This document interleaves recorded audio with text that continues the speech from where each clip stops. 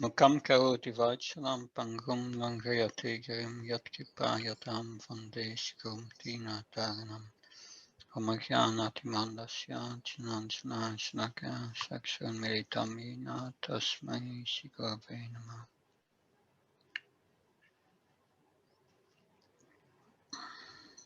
Namo Vishnu-padaya Krishna-vastaya Bhutale Srimate Bhaktivedanta Swamiti Namani Namaste Saraswati Devi Gauravani Pacharane Nirvisessunyavadi Paskachai Desatarane Narayanam Namaskrityam Naram Cheva Narotanam Devim Saraswatim Vyasam Tato Jyamudiyayat Nastriya Zavatrasu Nityam Bharavata Sevya Bharavati Utamaske Bhakti Bhavati Naistiki.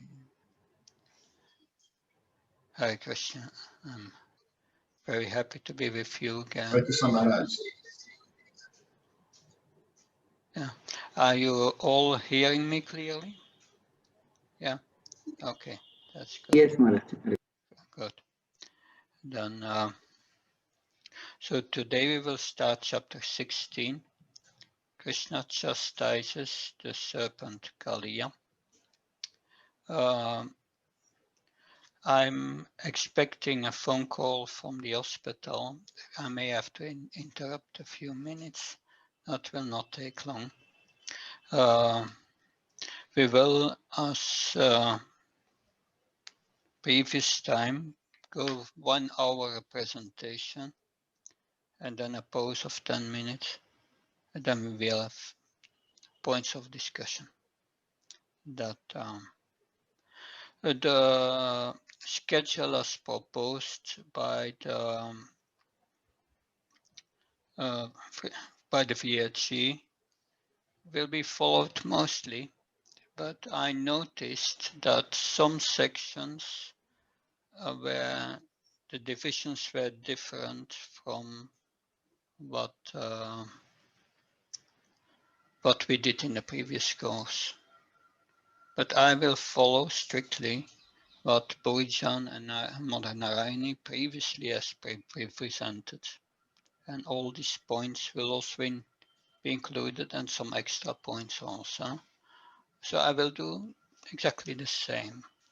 So it may be different, the division of verses sometimes, not always, mostly it will fit. So the number of classes may also vary, but not more, rather one class does according to my calculation. But let's see how it goes. That so this chapter 16 is a very long chapter. We will discuss that 5 lessons. A whole week we will be in this pastime of Kaliya, and it is extraordinary how many lessons we can learn from this pastime. And the preparation was very intense, I must say, and I went deep in it, and I'm highly surprised of all the details, but also the value for our own spiritual lives. That so we will start with reading the first verse.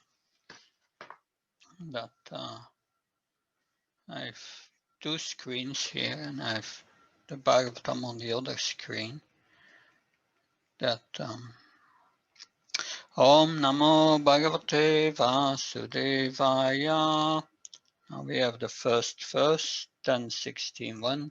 Shisuka Vacha Tvilokatu Shitam Krishnam Krishna Krishna Hina Vibho Tasya Vishuddhim Amvichan Sarpam Tam Udavasayat.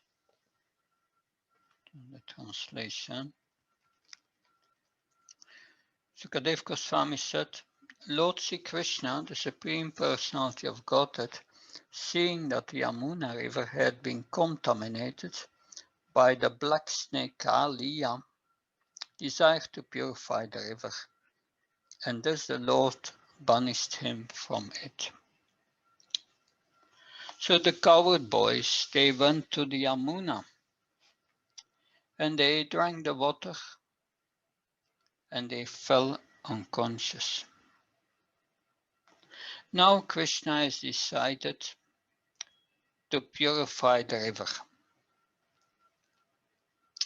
So the first verse that we heard now, it's like a summary of the whole chapter, of the whole pastime. Krishna is going to purify the river, it says, yeah.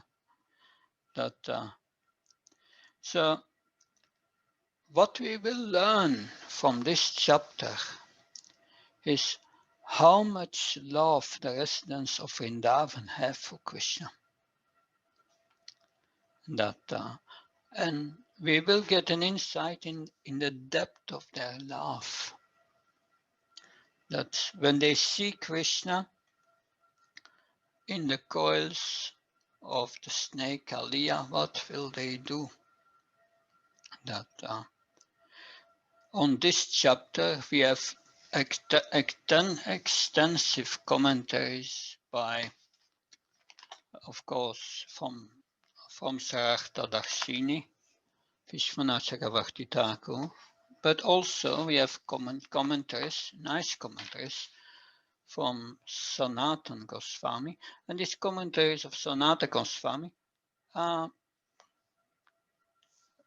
different, quite different than those from Srila Vishwanath Chakravarti Thakur. They are like sometimes completely opposed. Another angle of view we will see. And then we have commentaries of Jiva Goswami also, and Sridhar Swami. So there is many commentaries that have been written. That we will also refer to the story of this pastime. It's another version from Brihad Bhagavatamrita that also very interesting. So with text 2, that said, King Parikshit inquired, O learned sage, please explain how the Supreme Personality of Godhead chastised the serpent Kaliya within the unfathomable waters of the Yamuna, and how it was that Kaliya had been living there for so many ages. So Maharaj Parikshit is asking these questions here.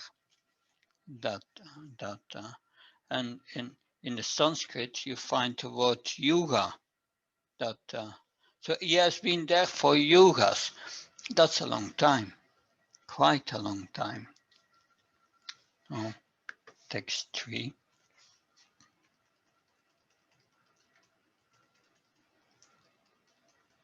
O Brahman, the unlimited Supreme Personality of Godhead freely acts according to his own desires.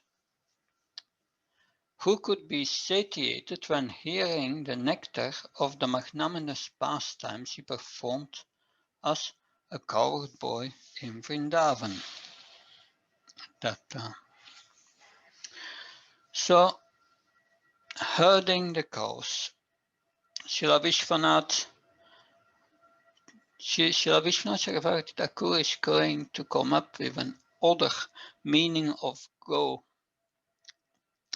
Go, of course, Gopal is the name of Krishna.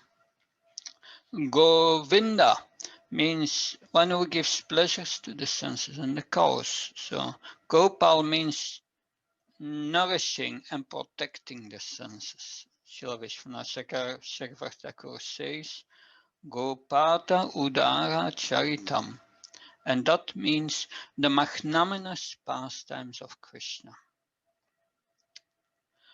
But of course the word go can also refer to the senses of the devotees. Gopal means, in that context, Gopal means one who nourishes the senses of the devotees. So now we will have our senses nourished by the pastime of Kaliya. The word Udara means also giving happiness. So the phrase Gopala Udara Charitam can mean the pastimes of Gopal Krishna to nourish and enjoy the senses of the devotees. So Maharaj Parikshit said,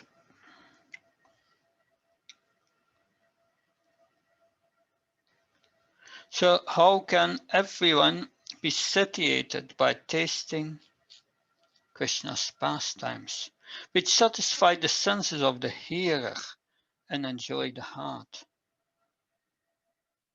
So now we will be hearing of these pastimes which will give joy to the heart. Kaliya Lila, verse 4. So, Sukadev Goswami said, text 4, that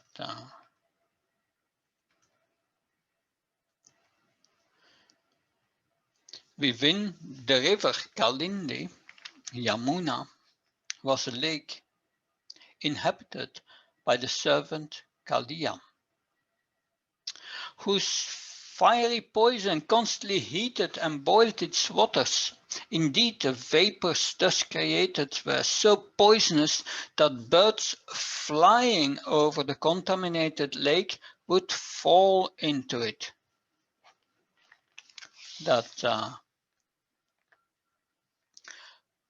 Here we have also a comment of Kavikarnapuram, who says in a very poetic way,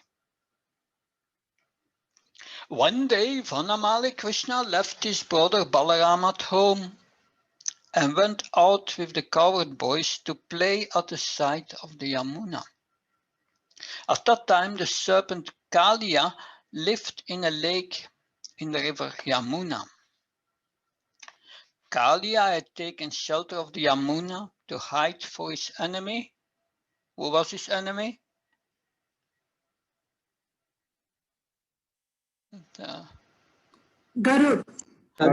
Garuda, yes.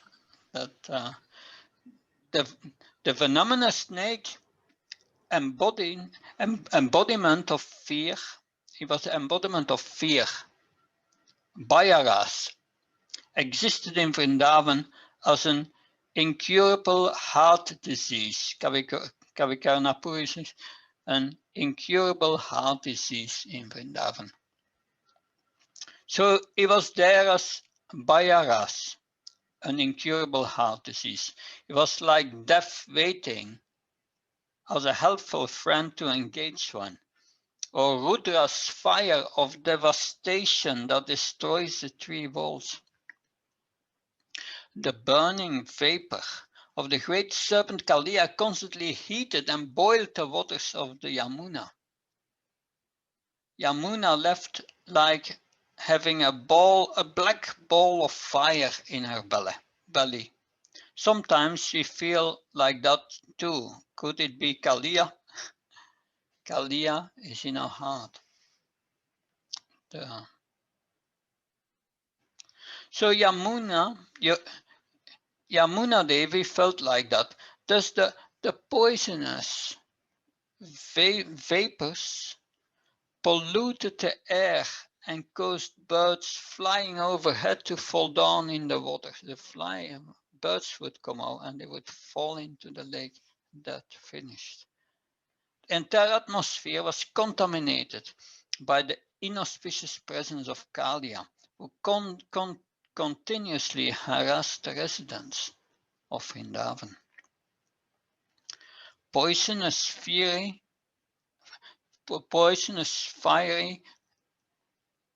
that exhalations, they came from his nostrils. That it illuminated the Yamuna with a crimson golden rays. Crimson is a kind of red with golden. The beauty of the scene resembled the beauty of the salt ocean glittering under the moonlight. He left smoke lingering over the Yamuna, which indicated the raging of a present fire within.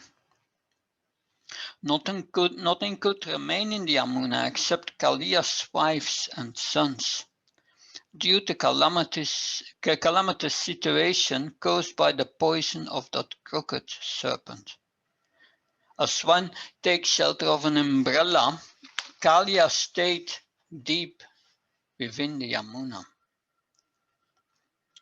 So this is description of Kavikarnapur. Now text 5. Viprusmata vishado me mautena bimachsita payante tiragayasya praninastira jangama. The wind blowing over that deadly lake carried droplets of water to the shore. Simply by coming in contact with that poisonous breeze, all vegetation and creatures on the shore died. That's see.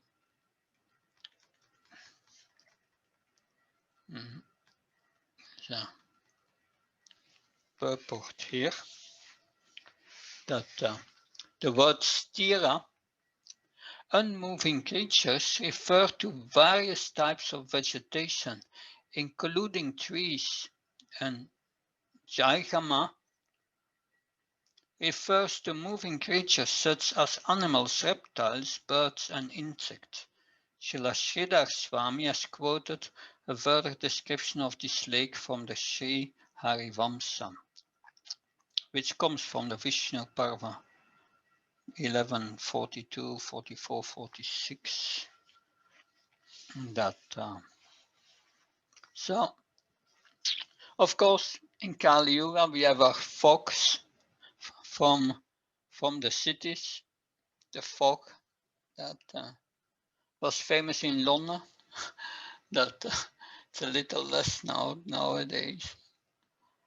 But Kaliya's fog was as bad as the smog in the modern world cities, with all their pollution.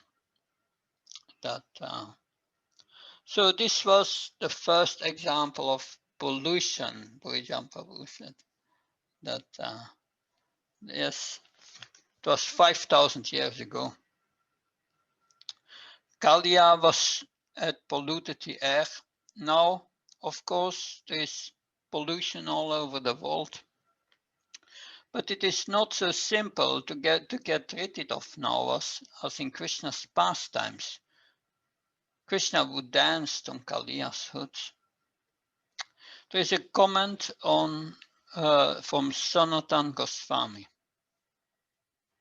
that a small comment. He said, not only was Kaliya living in the lake, it was a whole city down there. Interesting, whole city. Of course, you have the Nagapatnis, his wives are living there, and children, and so on.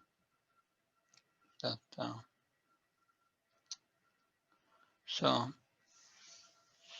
then we have text 6. Yeah, but first, this quote of Sridhar Swami of the Harivamsa. The lake was quite wide, 8 miles across at some points, and even the demigods could not cross over it. So it seems in the Yamuna there was a lake, an island and a lake, that the water in the lake was very deep, and like the immovable depths of the ocean could not be agitated.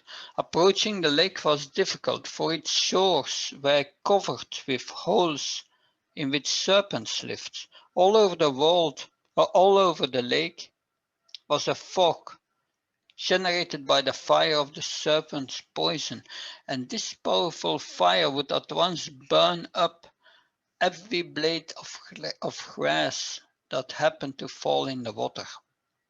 For a distance of 8 miles from the lake, the atmosphere was most unpleasant. Srila Sanatan Goswami states that by the mystical science of Jalastamba, making solid items out of water, Kali had built his own city within the lake.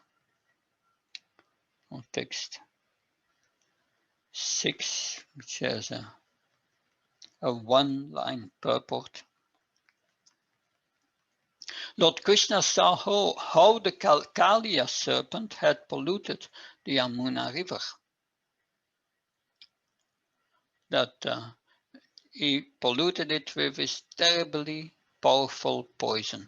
Since Krishna had descended from the spiritual world specifically to subdue envious demons, the Lord immediately climbed to the top of that very high Kadamba tree and prepared himself for battle. He tightened his belt, slapped his arms, and then jumped into the poisonous water. Purport. According to the Acharyas, Lord Krishna also tied back the locks of his hair, and he prepared to do battle with Kaliya. So, whatever Krishna does, is an expert dresser. Now Krishna is getting ready for the fight, slapping his arms as fighters do, and then he jumped into the poisonous water. So, in Krishna books, Srila Prabhupada talks about this Kadamba tree. So the Kadamba tree from which Krishna jumped was the only tree there which was not dead. Srila Prabhupada writes. Yeah, I've seen this tree 15 years ago and still not sure it's still there. But some commentators say that due to being touched by the lotus feet of Krishna, the tree immediately became alive. In some other Puranas, it is stated that Garuda, the eternal carrier of Vishnu, knew that Krishna would take action from this tree in the future, and so he put some nectar on it to preserve it. That Srila Vishwanath Chakravarti Thakur says, the Puranas state that the Kadamba tree was the only tree unaffected by the poison of Kaliya, because Garuda once was sitting on the tree drinking some nectar. The Kadamba tree lived with the hope of being touched by Krishna's lotus feet in the future. So everything else died, only this tree was there. And there's an interesting and a touching description in Nectar of Devotion about this Kadamba tree.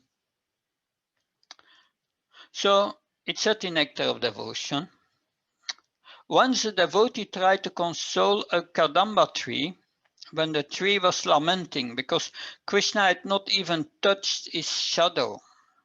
So this Kadamba tree was lamenting. So Krishna never touches me.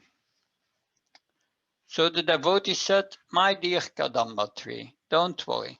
Just after defeating Kaliya snake in the Yamuna river, Krishna will come and satisfy your desire. Actually, we see it was before that. So this is an instance of inappropriate hopelessness in ecstatic love for Krishna from Nectar of Devotion. So the tree was hopeless. It was inappropriate because because Krishna was going to come. No, text 7.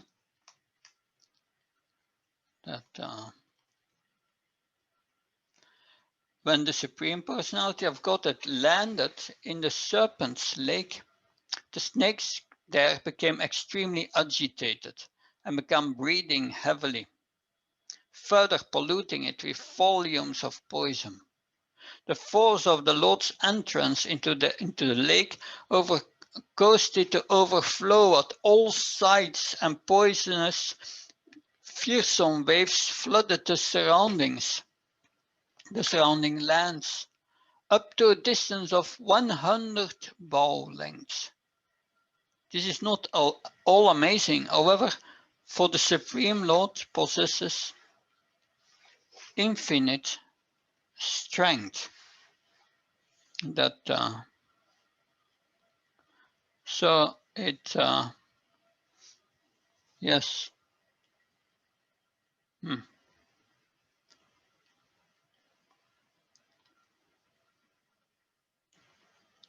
So we see that Srila Vishwanath Chakravarti Thakur says, yes, the force of Krishna jumping from the tree into the Yamuna created huge waves which were 400 hands high and flooding all directions. Parayak. Those fearful waves were colored reddish-yellow kasaya from the poison of the agitated snakes. 400 hands high. How high is the tsunamis that we got? It's not 400 hands high. It's much less.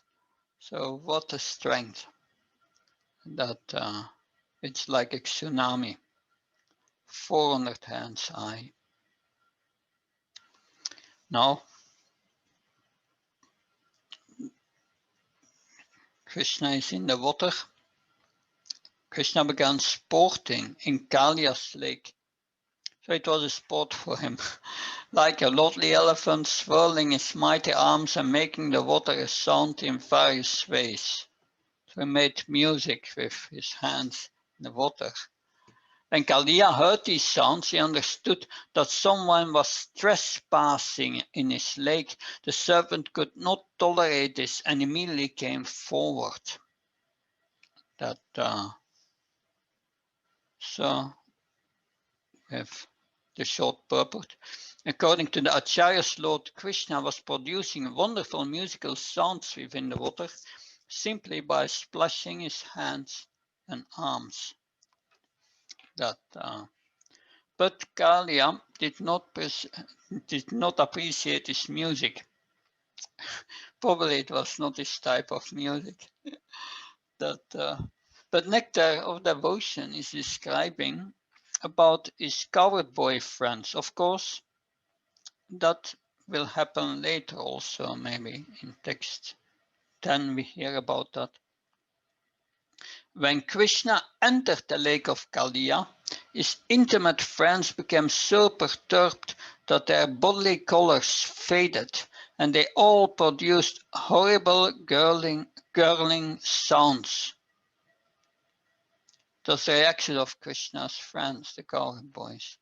At that time, they all fell on the ground as if unconscious.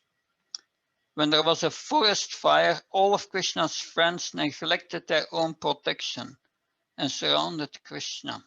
This behavior of Krishna's friends is described by poets as Vihe-Bhaktivedanta.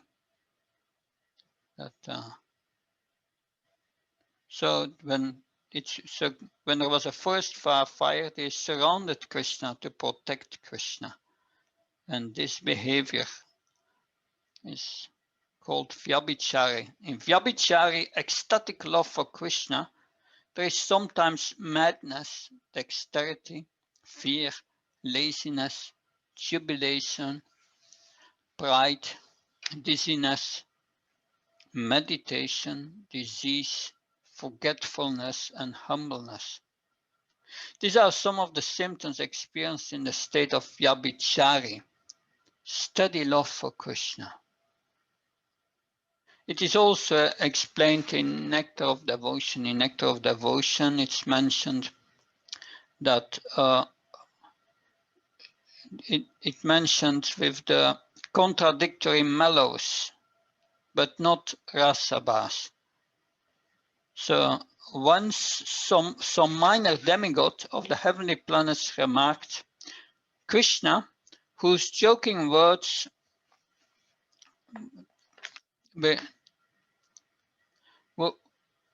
whose whose joking words are the source of so much laughter for the residents of Vraj, has now been attacked by the serpent king, Kaliya, and he has become the object of everyone's overwhelming lamentation. In this instance, there is a mixture of laughter and compassion, but there is no incompatibility, because both of these races, the loving affection for Krishna is increased. So that combination of is compatible. That this laughter and compassion. Good. Text 9.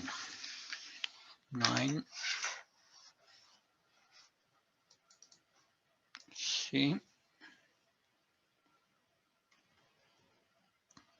Kaliya saw that Sri Krishna, who wore yellow silken garments, was very delicate. His attractive body shining like a glowing white cloud, his chest bearing the mark of Srivatsa, his face smiling beautifully, and his feet resembling the whirl of a lotus flower. The Lord was playing fearlessly in the water, despite his wonderful appearance. The envious Kaliya furiously bit him on the chest and then completely enwrapped him in his coils. So now he's in the coils of Kaliya. And Sanatan Goswami is going to interpret everything in a different way. And that's interesting.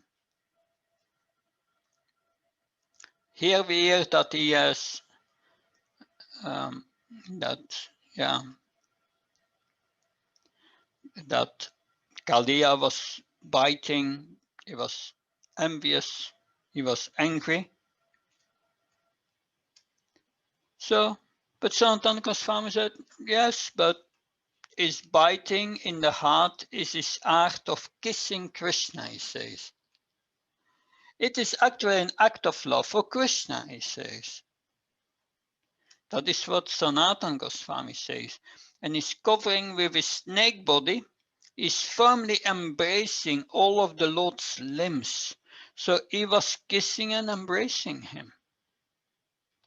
With anger means as with anger, Sanatan Goswami says. But actually, it is pure love. So Krishna is about to show him great mercy. But Srila Vishwanath Chakravarti Thakur doesn't agree. He says that Kaliya was angry. Although Krishna was looking so beautiful, he appeared the opposite to Kali. So here we have two opinions, Srila Vishwanath Chakravarti Thakur and Sanatan Goswami, that but our translators here, that they are following Srila Vishwanath Chakravarti Thakur. And Srila Prabhupada also in his Krishna book presents Kali as being angry. That's so. Which anartha does represent Kaliya? So please speak. Someone. Deceit. Deceit. Yes, deceit. Then envy. Deceit.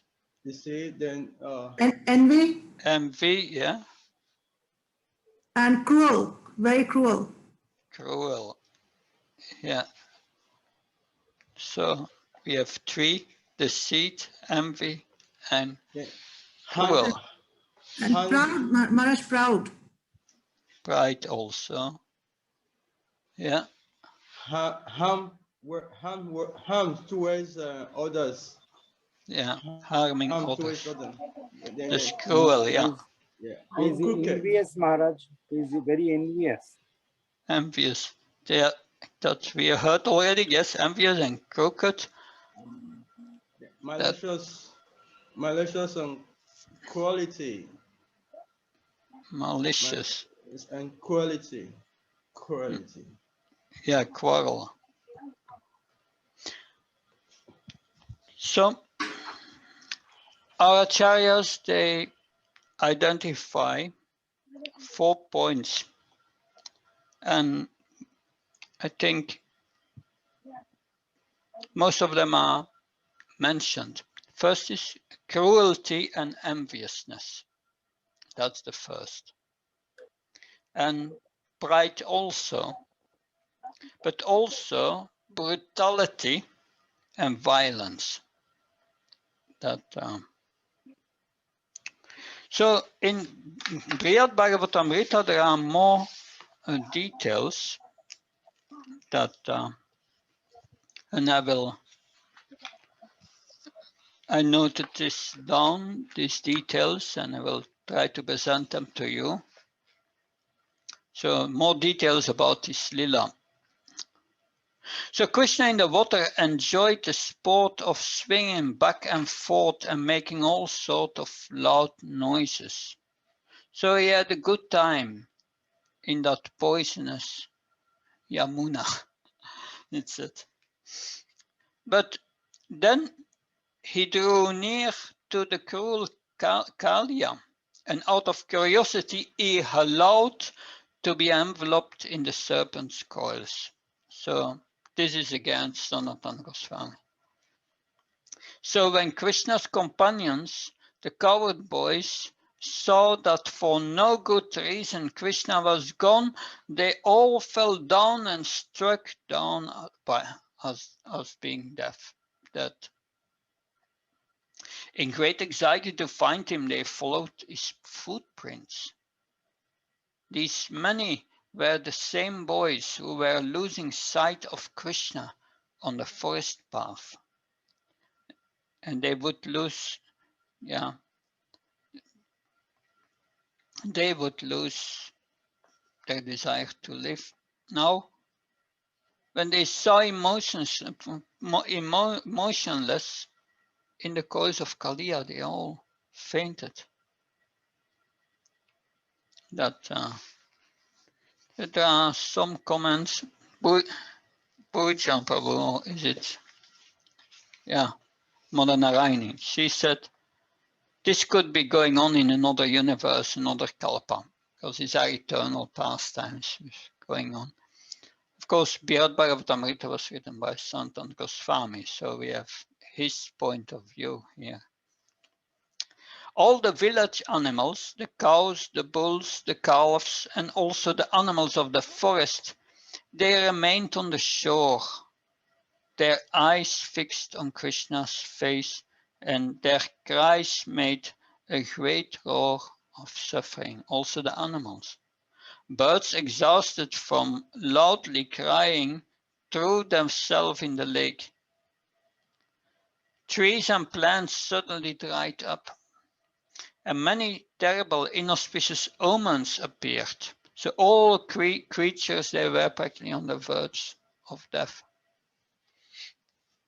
Inspired by Lord Krishna from within, one old man running to the coward village, he wept and made judgeful cries. Alas, alas,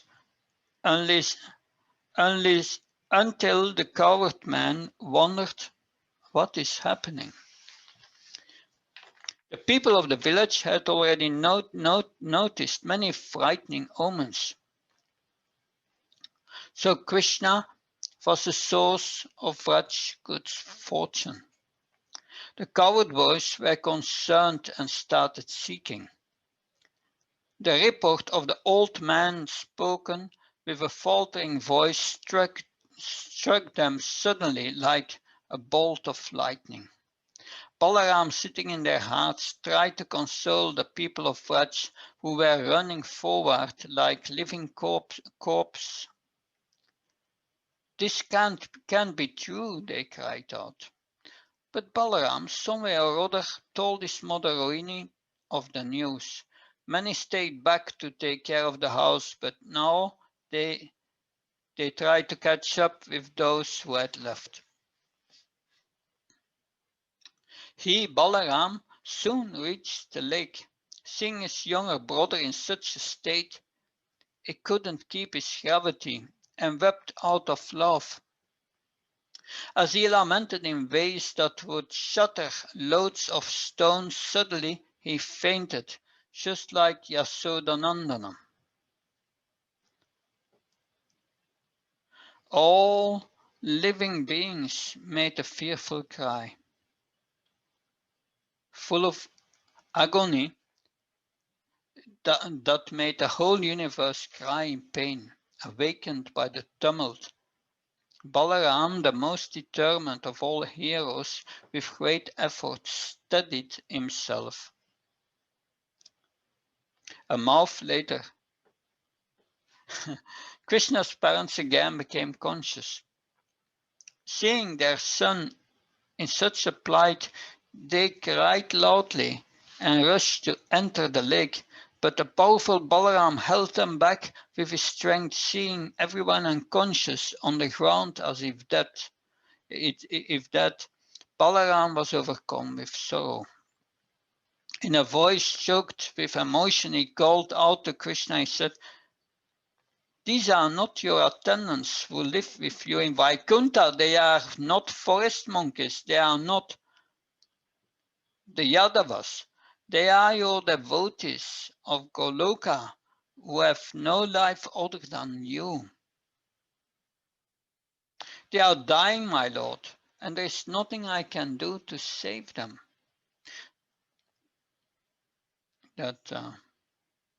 The difference with all other devotees is that in Vrindavan, devotees are exclusively dependent on Krishna. Now we will read Sukadev Goswami's verses, verse 10. Verse 10. Yes. So when the members of the coward community, who had accepted Krishna as their dearmost friend, saw him enveloped in the snake's coils, motionless, they were greatly disturbed. They had offered Krishna everything, their selves, their families, their wealth, wives, and all pleasure. At the sight of the Lord in the clutches of the Kaliya snake, their intelligence became deranged by grief, lamentation, and fear, and thus they fell to the ground. They fell to the ground. Purport. Srila Sanatan Goswami explains that the coward boys, along with some coward men and farmers who happened to be in the vicinity and who were also devotees of Krishna, fell to the ground, just like the trees that had been cut at the root. So, poor coward boys. They fell unconscious when drinking the poison, and now again they fell unconscious. So in Nectar of Devotion, the scene is described that out of bereavement, distress, and fear, they became bewildered and they started to fall on the ground. Because they were under the illusion that Krishna might be under some mishap. So the coward boy's symptoms are not at all astonishing. They dedicate their friendship, possessions, desires, and friendship and themselves to Krishna. So here is what is actually real love. All the residents of Vrindavan had this feeling toward Krishna. The cowherd boys, the mothers, the gopis, everyone. Now, 11. Here we will hear about the animals. The cows, bulls, and female calves, in great distress, called out piteously to Krishna, fixing their eyes on him. They stood still in fear, as if ready to cry, but too shocked to shed tears. So not only the people, also the animals are crying. They are stunned and they are crying. Text 12. That in the Vrindavan area, there then arose all three types of fearful omens, those on the earth, those in the sky, those in the bodies of living creatures, which announced imminent danger. That purport. According to Srila Sridhar Swami, the omens were as follows. On the earth there were disturbing tremors. In the sky there were meteors falling. In the bodies of creatures there was shivering as well as quivering of the left eye and other parts of the body. These omens announce imminent danger. So we see the left side is for the man and the right side is for women. That's interesting. That left side is quivering, inauspicious for man. Right side quivering is inauspicious for ladies. That Srila Vishwanath Chakravarti Thakur. But there cannot be anything inauspicious for the Lord. So Srila Vishwanath Chakravarti Thakur says, in order to indicate the lamentation of the inhabitants of Vraj, the demigods in charge of the earth, quakes, and other disturbances did this. So Srila Vishwanath Chakravarti Thakur said, it's them. They did it to facilitate the pastimes. Yeah. Just like we have when you have a drama, and they are having effects on the stage. So the drama is going on. Krishna is in the coils of Kaliya, and the demigods are there, and they are doing the sound effects, the earthquakes, the meteors falling from the sky. They all want to be part of the lila. So they are providing a few earthquakes, a few tremors, and things like that to add the suspense, intense emotions of the Vrajavasis. So what could these omens mean? Only one thing. Krishna is in danger. That we will read up to text 15.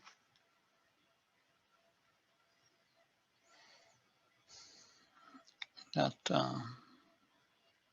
seeing the inauspicious omens, Nanda Maharaj and the other coward men were fearful, for they knew that Krishna had gone to herd the cows, that day without his elder brother Balaram, because they had dedicated their minds to Krishna, accepting as their very life. They were unaware of his great power and opulence.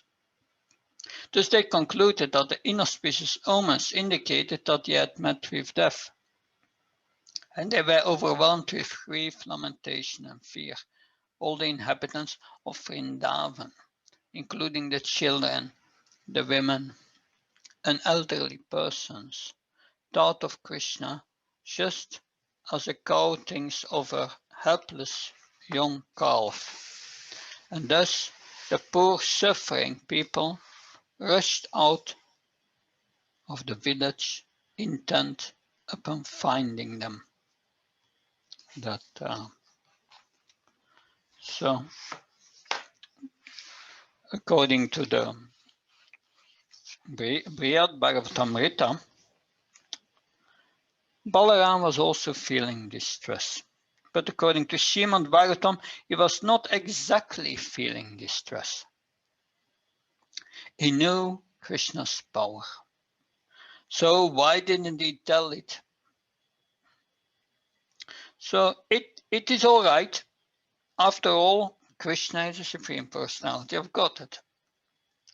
So he can handle it. You don't need to worry. So why did Balaram not tell him just that? So any reasons why Balaram did not tell them? That Because the whole pastime, the rasa will be spoiled right the now. rasa will be spoiled. Because they're thinking of Krishna as a small boy, not really as Supreme Personality of Godhead. Yeah, that is a good point.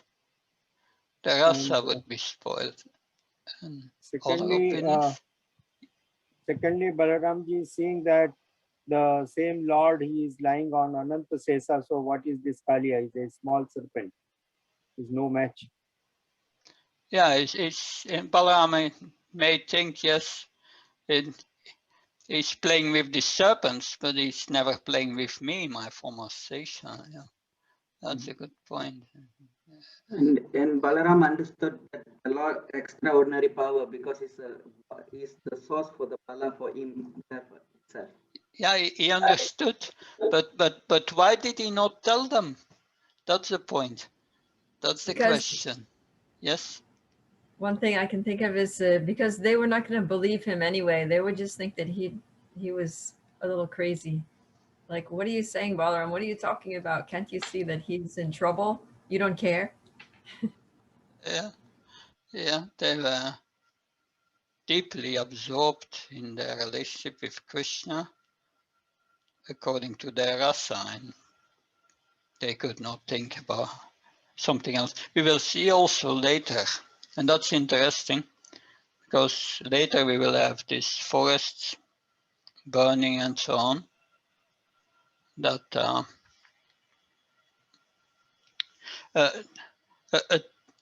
a point that comes back in many of these pastimes of the Vrajavasis then is that Gargamuni has said, this son of you, Nanda Maharaj, will be as powerful as Narayan. And when you are in difficulty, he will always get you out of the difficulties. So we will see that sometimes they approach Krishna for help. They don't think he is God. No, he got his blessings of the demigods and Lord Narayan. He's protected by Lord Narayan, and therefore he has these powers. And that's interesting. That is their rasa. That they cannot understand that he's, yes, the Supreme Personality of Godhead. That's not in the foreground of their consciousness, because Balaram did not want to spoil their love, their Vatsalya bhav, their love for Krishna. He did not want to spoil it. But he did save their lives. They were all on the verge of death.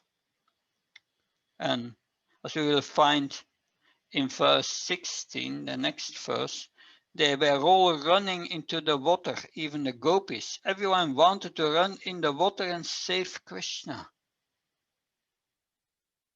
That was their mood. That, yes. Yeah, this text 16 is a lot of interesting commentaries which we will discuss tomorrow. So we will now have a pause of 10 minutes.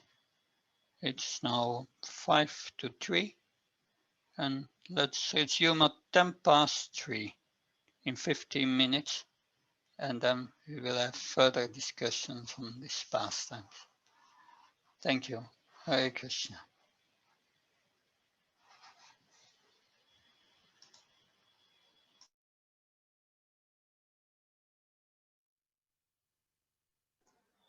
Welcome back, Maharaj.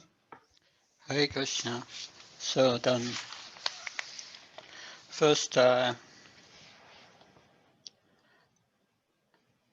have 2 points to discuss.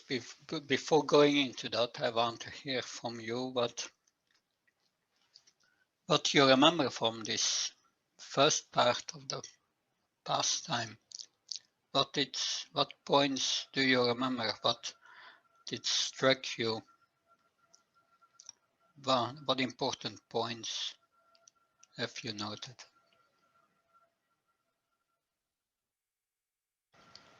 One of the points I remember, which I take to heart, is the commentary of Sanat Goswami. Given how the serpent call on Krishna's body was like embracing him. Although different view, but I think I appreciate that commentary from him. Yes, that we will see that further. That he will explain, because about this embrace of Kaliya is Krishna. Kaliya is embracing Krishna for a long time, for one muhurta. So Sanatana Goswami will comment on that. That's a very nice comment later. Hare Krishna Maharaj. Yes, Pavitra Prabhu. Yeah, I also was surprised for Kaliya to stay in the lake for many, many yugas, and how he used his mystic power to build a city in the ocean. Yeah, we will hear about Kaliya's past later. We will hear about his past life. We will hear about his fight with Garuda. Many details will come up about that. And then we will understand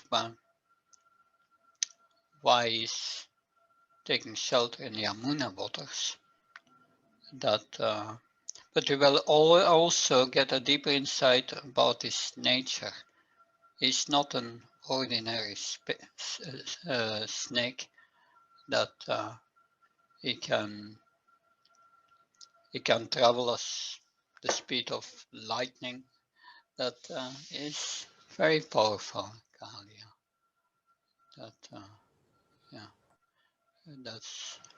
But we may also remember that in previous ages they had a much longer life.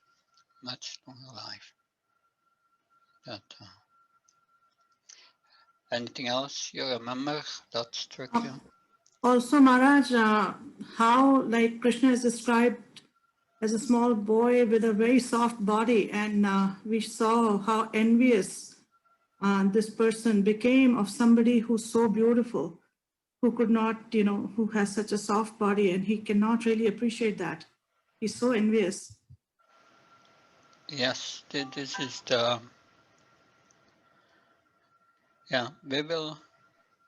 that's interesting. But Krishna touches his body. He's in the coils of Kaliya. So what happens to someone who is in touch with Krishna? That is interesting. Any other points you want to make? We also saw the intense love of the Brajavasis, including the animals, which were stunned and they couldn't even shed their tears. Yeah, this deep love. We will discuss that very soon. Yeah. Maharaj, can I also ask a question, if it's okay? Yeah, but Mother Prabhupada Priya wants to say something. Yes. Let's Thank you, first Maharaj. hear from her and we come back to you. Yes. I was wondering because you're describing how all that smog and poisonous fumes around the lake, and how the trees and things for 8 miles were dead basically on the shore, and how there were all these holes that, you know, all around the lake, there were holes in the land where that were full of snakes. So I was just wondering how the boys and cows were thinking that that was a nice place to go and drink water. Mm-hmm. It seems like that's the last place on earth you would go to drink water. Like, what was going on in their minds that they're thinking that? Yeah, I don't know, to get a deeper insight in that. Yeah, was the smoke everywhere? Some places there may be no smoke, but the water may still be poisoned because it's a little further away. Difficult to say, and that's a good observation. That yeah, thank you. Other comments? Also inspiring to see Balaram how he was enjoying seeing that how Krishna's doing for form, to see the unconditional love by the Vrajavasi toward him, where by seeing this, what I'm saying, Maharaj. Mm-hmm. Thank you. Mother Kasturica, you had your question? Yes, Maharaj. In Bhagavad Gita, Krishna says that envious cannot understand me or envious cannot approach me. But here we see Kalya is coming or Agasura is coming, and they're very envious. And just by coming in touch with Krishna, they're getting purified.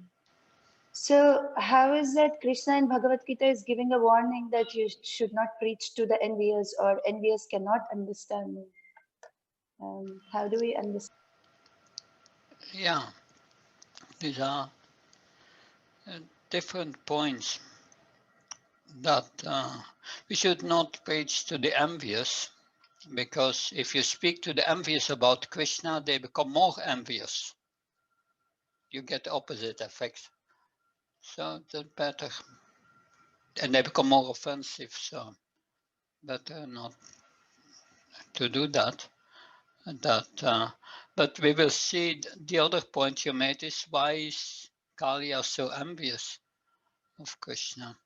That we will see later, the Narapatnis, they will pray that he's a snake, is born in the mode of ignorance, so he has to act according to these modes, which makes him by nature envious. So what can he do?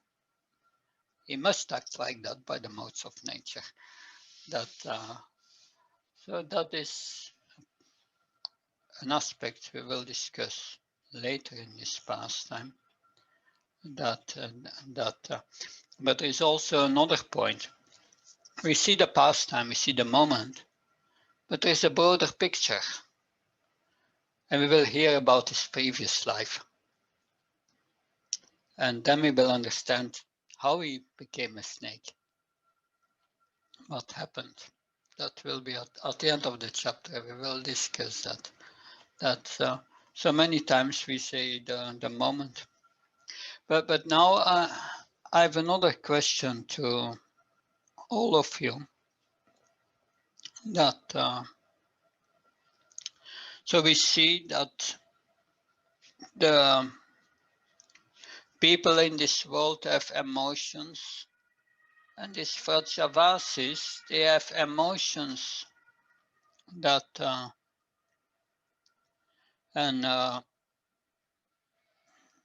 how are they different, their emotions, from people in this world? That they are suffering. Apparently they are suffering. That's how is that different? Maharaj, we see that the emotion is all centered around Krishna. that's certainly a difference. It's centered around Krishna, but what about the quality of the emotion then? If it's centered around Krishna, how does that make the emotions different? Whether we are hot, whether we are, cool, it's all Krishna's messing for us. Yeah. Maharaj, we heard from Prashanta Mataji in the earlier section that these are all sanchari bhavas, the emotions, they're actually nourishing the rasas.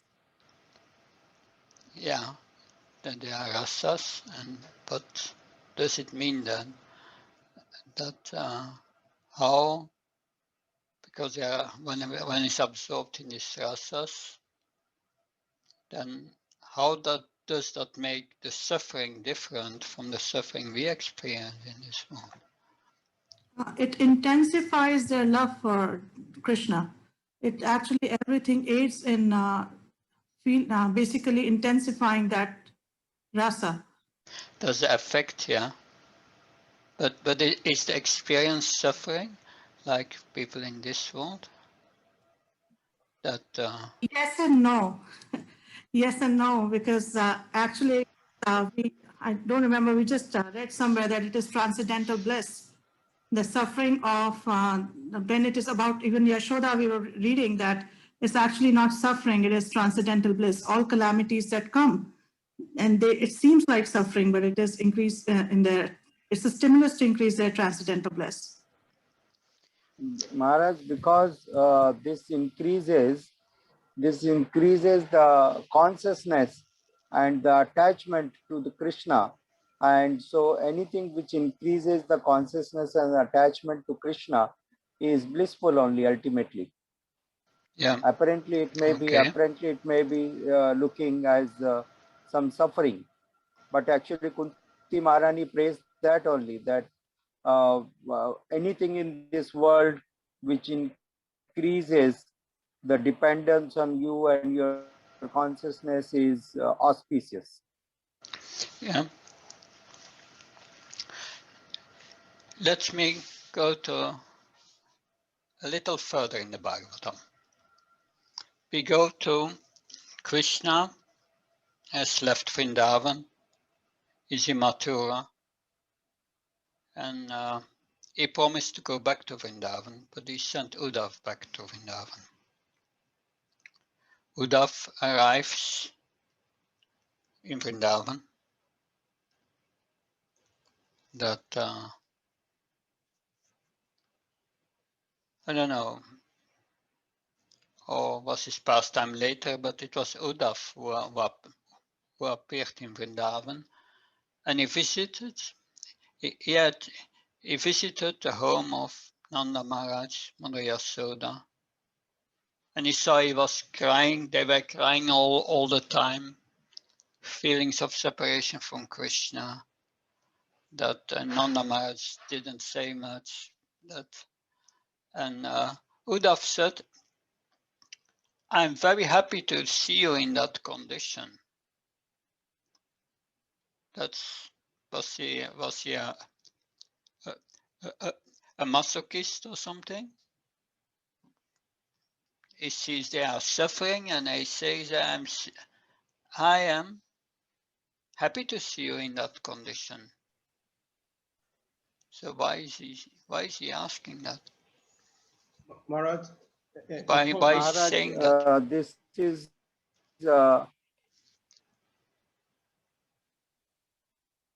Yes, Tribhunath Prabhu, you will speak first. Okay, thank you. Maharaj, I see that the absorption, sometimes we see that. Yes, Tribhunath Prabhu, please speak. Maharaj, I'm saying that the absorption sometimes, it like, I don't know how to express this in a way that is more. Well, I see that is another way of assumption that actually tells that the Virat-Vasi, they really have, unsentimental love for Krishna. That's the point. Mm-hmm. Sure. Yes. One example, Maharaj, I remember one example when Srila Haridas Thakur visited the prison, and then Srila Haridas Thakur blessed all the prisoners that may you remain like this. Yeah. So it is like, because they were so intensely, they were thinking and they were associating mentally with the holy name and the Lord. So similarly here, the Brijavasis, actually this suffering of Nanda Maharaj and the apparent suffering of Jasoda Mai, actually it is not suffering. They are so intensely united with Krishna. Even the fraction of second, they are not separated. And that is called the perfection of, according to Lord Sri Chaitanya Mahaprabhu, Yugayitam Nimishena. So for a Nimish also, they are not separated. They are so intensely united. This is the perfect union in separation. Thank you. That in Thank you, Maharaj. I made a seminar many years ago, and that seminar is called Turning Suffering into Spiritual Bliss. I presented that seminar for the first time in the Ukraine at the festival, and Niranjan Maharaj said, yes, you are all suffering a lot. You should all go to that seminar. But in that seminar, I start with that example of Akrura, telling Nanda Maharaj and Mother Yasoda, I'm very happy to see you in that condition of so-called suffering.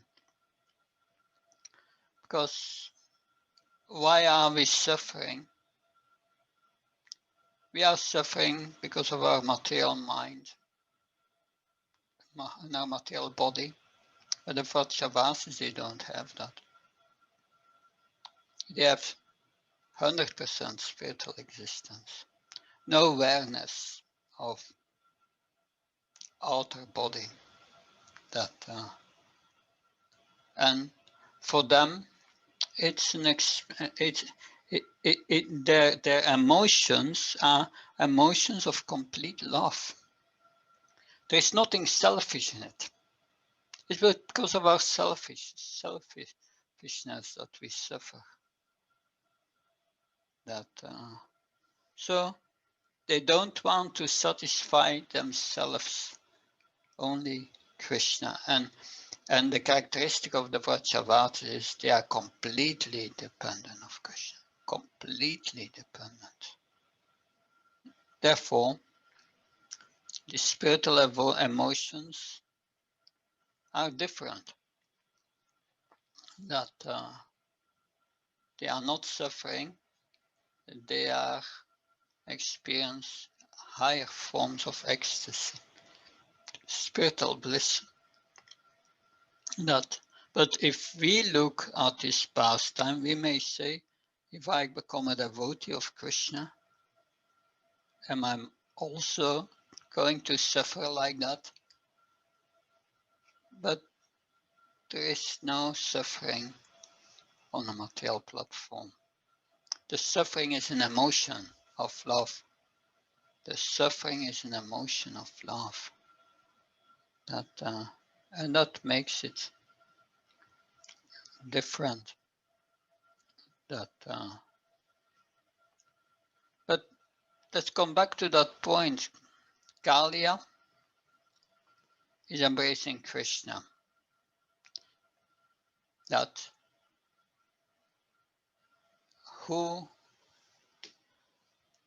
this is a favor not given even by the greatest devotees that you can embrace Krishna.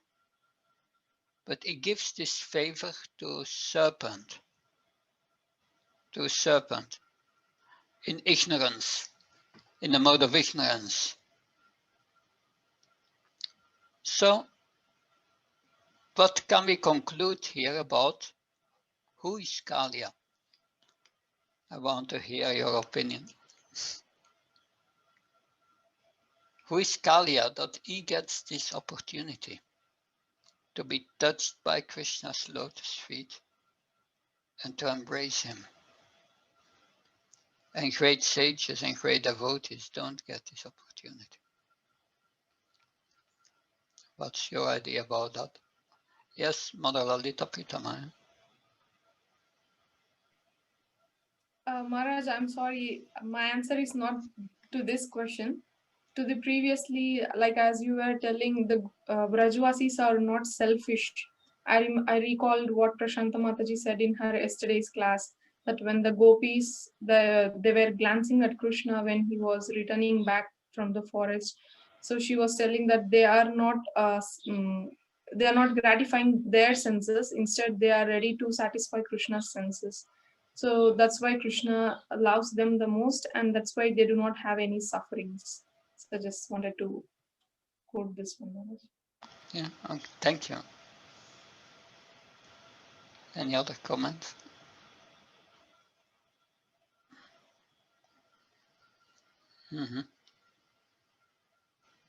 Maharaj, as Yes. we heard in one of the shlokas, Krita Punya Punya, we are, how you said, there is a broader picture to the pastime. So even here, we are just seeing the immediate cause, how Kalya is, but we don't know what is the background, remote cause. Yeah. He might be a pure devotee, but at this point, at this instant, he's just in the Kalya snake body. Yeah, that's just the point that I want to make you thinking about this situation. He gets directly in touch with Krishna, and he will be in the coils. Krishna will be in the coils of Kalya, embracing him for one muhurta. One muhurta is 15 minutes. That Santan Goswami says it's out of love. That and Srila Vishwanath Chakravarti Thakur said no, it's out of envy. That but still it's very special. And another question is, how can someone who is directly in touch with Krishna be envious? Direct Krishna, we see that when Lord Vishnu touched Dhruva Maharaj with the conch shell, immediately he was purified. So what's going on here? That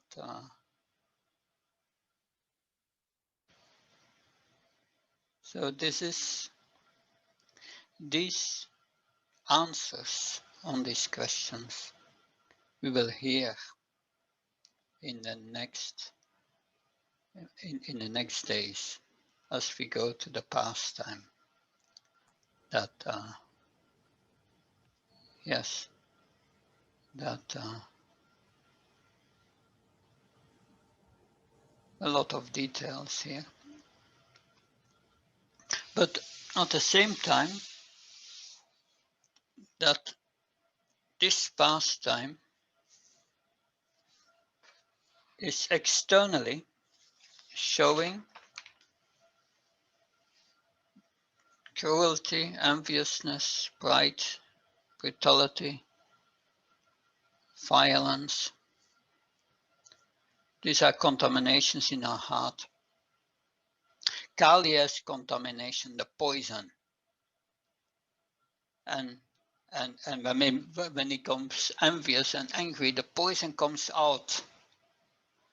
That we see that, yeah. But he will lose all his poison practically during this pastime. The heart will become purified. And that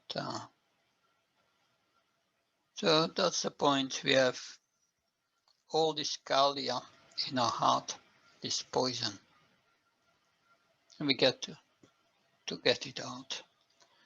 And we will see it will be painful, Kaliya, Krishna will dance on his foot until the poison comes out. But that's a pastime showing us this contamination. If we are not careful, will take us a long time to get rid of it. That we will see Kaliya, Krishna has to bring him to the verge, on the verge of death, to get him to the point of a change of heart. But he will undergo a change of heart. And this is also very important to consider. I was thinking when I hear the pastime, I'm such an hopeless case.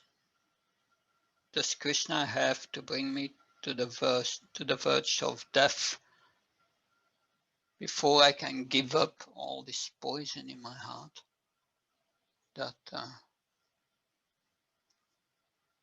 But at the end of the pastime, we will hear the Shrutifal. One who hears this pastime with attention, that he will attain a pure heart.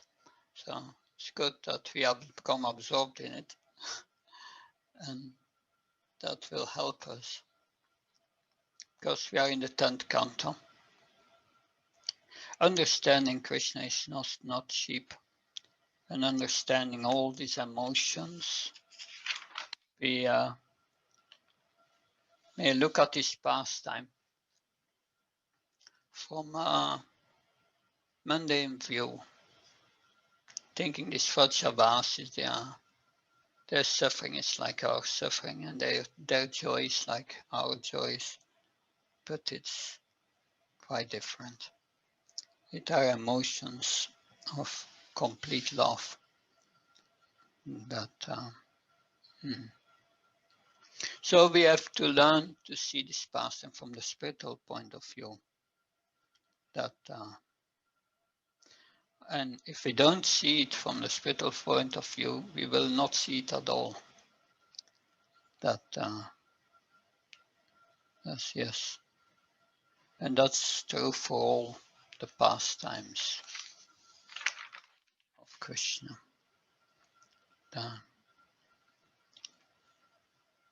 So, any other questions or points? Maharaj, I have a question. Yes, yes. When we hear the commentary of Srila Vishwanath Chakravarti Thakur and Srila Sanatan Goswami, they're absolutely the opposite sides. So how do we reconcile it? Is it like normally we say that maybe it happened in a different kalpa and they're describing the pastime from different kalpas? So is that how we reconcile it? I would not reconcile it in that way. That it's just a different angle of view. That it's a different angle of view. Srila Vishwanath Chakravarti Thakur stresses on what the pastime, what we have to learn from the pastime. But we'll see that if we hear about Kaliya's previous life, that he was indeed a devotee of Krishna. And yet he's taking this part in this pastime that according to the desire of a sage who cursed him, but that's also the desire of Krishna. So he had to play these pastimes for Krishna. And that therefore the question is there. Therefore I was asking this question. If someone comes in touch with Krishna, there must be love also. So both points of view are valid. We will see that, and maybe there will be more angles to see the pastime. But it is not that one acharya is wrong and the other is right. No, they have both their perspective, which is valid. Mother Prabhupada Priya, please. I was thinking that it reminds me a little bit of the Vritrasura pastime, you know, where he's appearing as a demon, but he's actually a devotee. Yeah. But previously he made an offense, so then he had to take this form of a demon. And then as a demon, he has to act like a demon. So Kaliya, he seems to be internally a devotee, but because of an offense, then he got this curse. And so Vishwanath Chakravarti Thakur is commenting in relation to the external qualities of Kaliya, like what he's actually exhibiting, you know, as a demon. And Sanatana Goswami is more touching on the internal qualities, the devotee. And so yeah. it's showing the process of how, I mean, all of us, we're all, you know, devotees at heart, but we have our conditioning, which is, you know, toxic, which is somewhat toxic and poisonous. And sometimes we manifest, you know, anger and envy and cruelty. And it shows how by contact with Krishna, then all these things get forced out of us. I would say it's in an interesting analysis you give. Vritrasur, he was conscious that he was a devotee. He had the consciousness of a devotee. Kaliya did not have the consciousness of a devotee, but still he was a devotee. And that is the main difference, I would say. But yes, the points you make show how one can have these different points of view at the same time. Thank you. Very good. Also, I thought it was interesting that normally whenever Krishna is, you know, being attacked by a demon, then the demigods are all like, alas, alas, you know, they're all in anxiety. But here the demigods are actually, as you described, they're enhancing the pastime, you know, they're increasing the drama, putting bad omens and, you know, frightening sound effects. So it seems that they're also clued in, you know, they know what's going on and that it's actually some kind of a loving exchange between Kaliya and the Lord. They're not afraid. Yeah, we will see later also Krishna will dance on the hoods of Kaliya, and then it becomes a festival. And the demigods comes to flower showers, and they come with their band and their music instruments, and Krishna is Natyam Bharat is dancing on the hoods of Kaliya. It becomes a festival suddenly, but not for the Vrajavasis. They don't see that. We will see that later, and that's interesting. Yes, thank you. Nice comment. Tribhuvanath Prabhu, please. Maharaj, I want to first of all acknowledge your presentation. It's very cool, very warming. It's like stress-free. I really like your pattern of presentation. So the qualification I want to clear in terms of like question is that Bhaktivinoda Thakur gave us 5 principles that Kaliya represents. You have mentioned that the Acharya have said you have given 4 points. So I want to be a little bit particular. In times when you say the Acharya has given us 4 points, which of the Acharya do we think about on this? Thank you, Maharaj. Yeah, I'm basing myself of Srila Vishwanath Chakravarti Thakur and Sanatana Goswami and the other acharyas I quoted. Bhaktivinoda Thakur, I did not look in it, so I cannot say, but I know there is this book about the demons in Vrindavan. It's promoted by the VIG, And there the viewpoints of Bhaktivinoda Thakur are there also. Yeah, but generally cruelty, enviousness, that's the main point here. If yeah, that yes, good. Then I would say we continue tomorrow with this pastime. If you have further questions, please write them down, and tomorrow we will go through it. That and have another set of enlivening discussions. Thank you very much. Jai Srila Prabhupada. Hare Krishna. Hare Krishna. Hare Thank you, Krishna. Maharaj. Bye. Thank you, Hare Maharaj. Krishna. Hare Krishna. Hare Bol.